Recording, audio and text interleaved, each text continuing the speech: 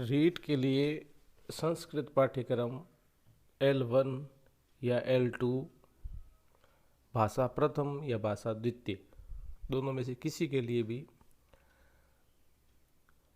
जो पाठ्यक्रम दिया गया है उसमें अगर हम इस क्रम से तैयारी करें तो 30 में से अधिकतम अंक 30 में से 30, 29, 28 अंक प्राप्त किए जा सकते हैं। संस्कृत के पाठ्यक्रम में सबसे जो महत्वपूर्ण है उन बिंदुओं को शुरू में रखते हुए इनको तैयार करते हुए और आगे के जो दिए गए पाठ्यक्रम के बिंदु हैं उनको समझेंगे तो बहुत ज़्यादा सहायता मिलेगी और बहुत ज़्यादा जल्दी समझ में आएगा और बहुत जल्दी सही रहेगा और अधिकतम अंक प्राप्त होंगे।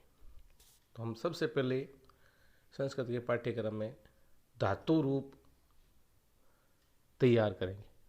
धातु रूप हर धातु के जितने से यानी संस्कृत में जितने धातु रूप आप अधिक याद करेंगे संस्कृत एकदम सरल होती जाएगी।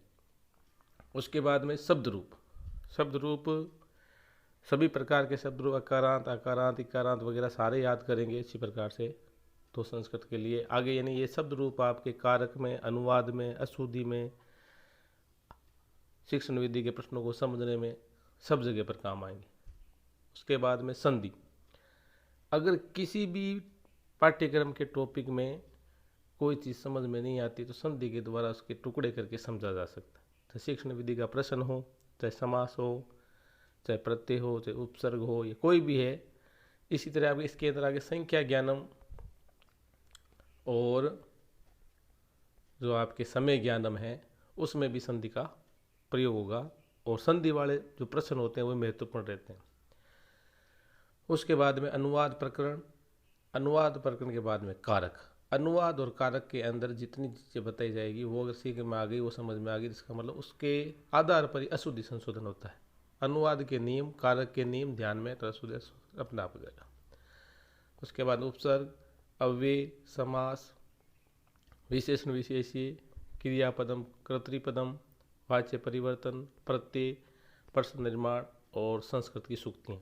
उसके बाद में संस्कृत की शिक्षण विधि। इनके क्रम से हम वीडियो बना करके भेजेंगे और सबसे पहले आप जो धातु रूप, शब्द रूप, संधि और अनुवाद और कारक, इनके पांचों को वीडियो भेजते समय ध्यान रखना है कि बराबर इनको समझते हुए अच्छी प्रकार से तैयार करेंगे